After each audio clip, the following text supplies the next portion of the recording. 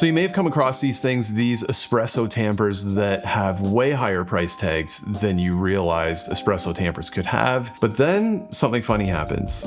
You start to think, is this an upgrade that I actually might need? Like, is this something I should buy? Could it actually make my coffee any better? And I just want to demystify this one right off the top and say that in 99% of cases, you can get great espresso performance out of a lot less expensive tamper. Now, there are several reasons why I would say, it could be reasonable to consider one of these really nice tampers. Performance is actually a little bit down the list though. So in this video, I have several very nice tampers here. We're going to talk about several more. We're going to talk about good reasons to get them and bad reasons to get them. We're going to talk about where the sweet spot value to performance wise is, and I'm going to share my white whale coffee tamper. First though, we need to talk about what actually makes a good tamper. And in many ways, tampers are about as simple as you think, despite what all the marketing gimmicks that you see out there. You put your coffee in your portafilter, you make sure it's distributed reasonably well.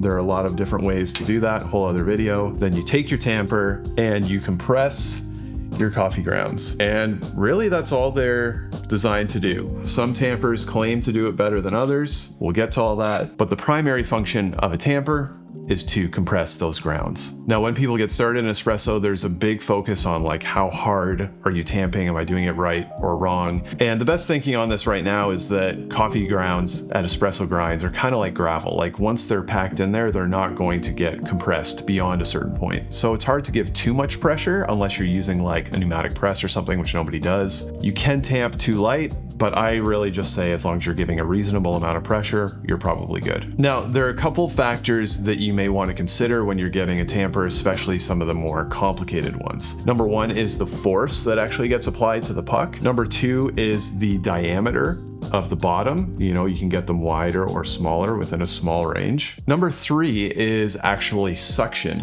When you pull your tamper out, you don't want it to actually suck your puck out. That can be bad for your espresso shot. And number four is actually the shape and the design of the bottom. You can get them in convex shaped or flat. Some of them you can get different patterns on the bottom too. We will talk about all that. Now, tampers that tend to come with espresso machines do have an issue that can impact performance. And that is very often to do with their diameter. When you put your tamper in your basket, very often there'll be a little bit of wiggle room in there. It's a little bit loose. That does reduce the chance of suction and does make it quicker to work, if you're in a commercial or a fast-paced setting, but it can also lead to less packed down grinds around the edge or on one side or the other, which means that water will flow faster, either around the whole ring or a section on the edge, make for an uneven extraction, which is not good. And this is where most people start when they're thinking about upgrading their tamper, getting a little bit of an oversized tamper so that it actually is a bit of a closer match to the inside of your espresso basket. And you realize that there are a whole pile of different options, some of them very expensive.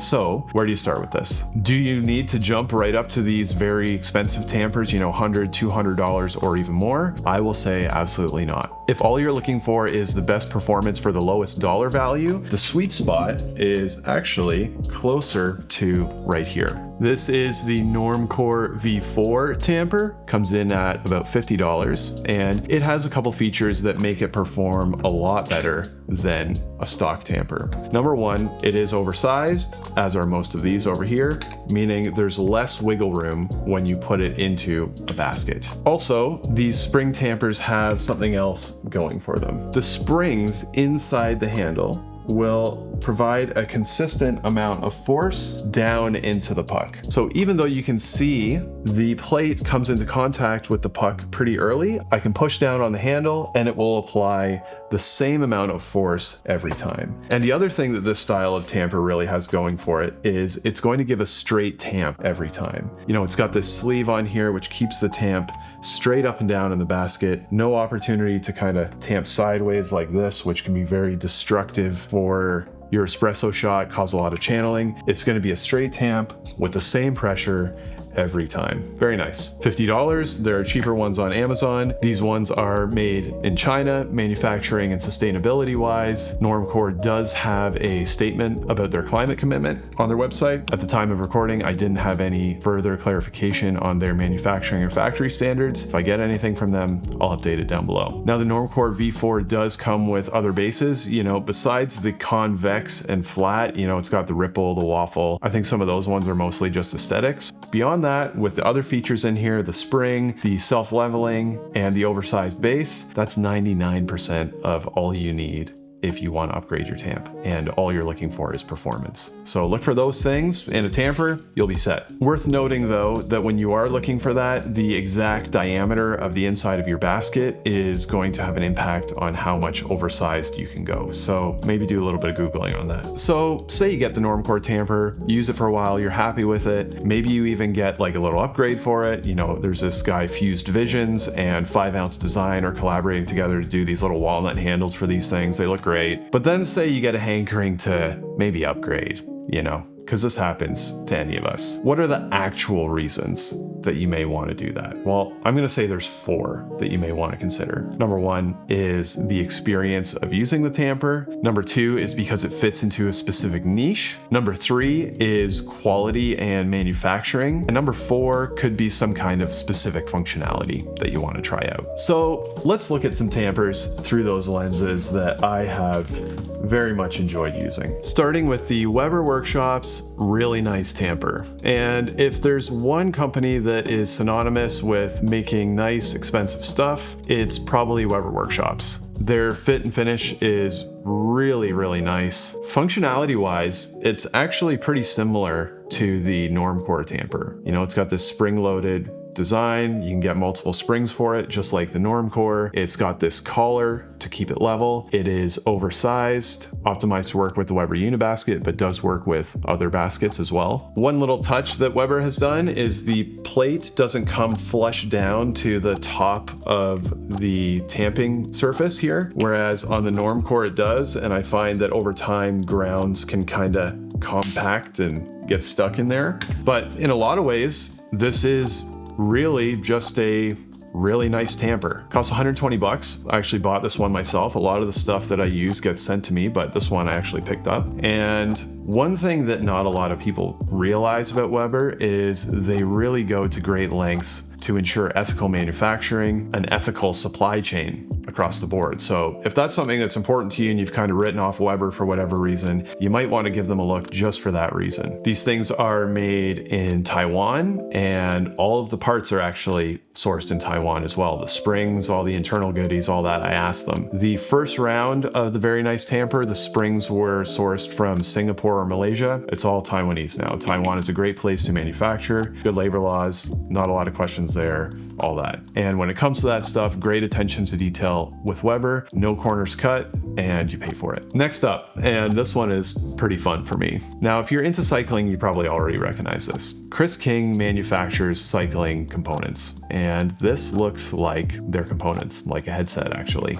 Very cool if you're into that stuff. It doesn't have automated springs inside. It is really just a very ordinary Tamper. 150 bucks, pure cool factor for bike people. I like having it on my bar, it's a lot of fun. Next up, the Force Tamper. This costs 200 bucks, and at first glance it kind of looks like maybe a nicer material version of the Normcore Tamper. It's made in China, comes with this like certificate of authenticity, this cool little rubber mat. But when you go to use it, the way it works is kind of neat. You press it down and then you'll hear this snap.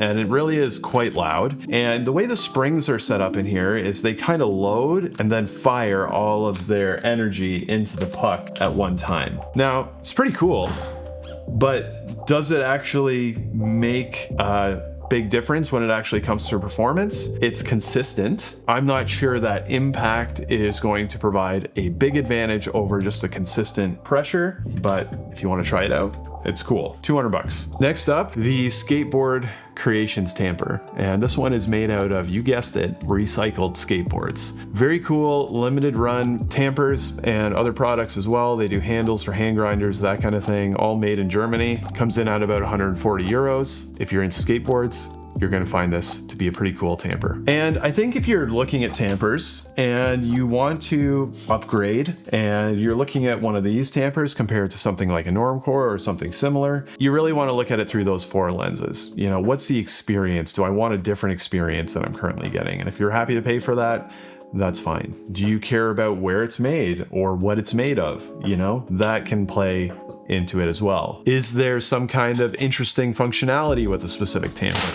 Or is it just really specific to a niche that you enjoy? I would put all of those considerations above an actual performance improvement from something like this. Now, there are some other very nice tampers besides these ones, you know, that I've seen around. The Pullman Big Step was one of the very first premium tampers. It's oversized, but it has this little step around the outside that is used to decrease potential suction when you're pulling your tamper out. You'll see a lot of distribution tools and tampers coming out right now that are using vibration. I have this one right here called Squid. It's a prototype actually made by a guy named Teddy, and I don't know if you can hear this, but it actually uses sound to distribute and tamp your coffee. The way it works is kind of interesting. You take your coffee grounds, you put it into your portafilter, and the whole thinking is that you don't need to do any puck prep. You just pop your portafilter in here, put the tamper on the top, and press the little button, and it will tamp your coffee for you while it's distributing it. Pretty neat. Kickstarter price will be between $300 and $500. I don't actually know what the MSRP is. There are several settings on the back where you can change the frequency, low, high vibrations. Quite expensive really for a distribution and tamp solution, but also very specific functionality. In a similar vein, you know, it doesn't really do the distribution thing, but you have the Barro vibrating tamp. It's kind of a neat idea. Then you get into motorized and automated tamps. You have the handheld Boz E tamper made in Boston. And then you have things like puck presses that you put your portafilter into them and it will tamp it automatically. And those are like $800 to $1,000, really more designed for a cafe. Unless you're really looking for that specific functionality, all those are kind of interesting, but they do kind of sit a little bit outside the standard tamper situation. Then you get to my white whale tamper, the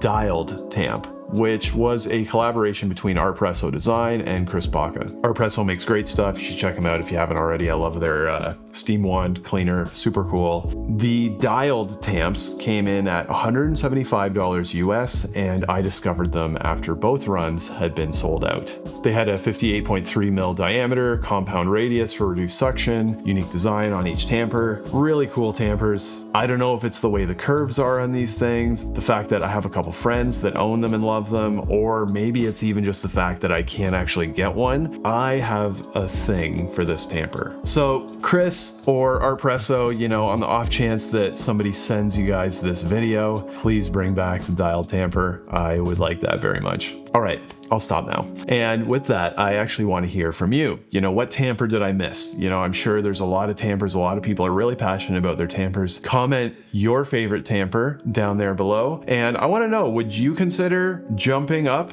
above, you know, this kind of price point based on any of the things that I kind of laid out there? Or is that just a bridge too far for you? Maybe you're like, nah, there's no way I can justify spending more than like $50. That's enough already on a tamper. Let me know in the comments. I hope your next cup of coffee is fantastic, and we'll see you next time.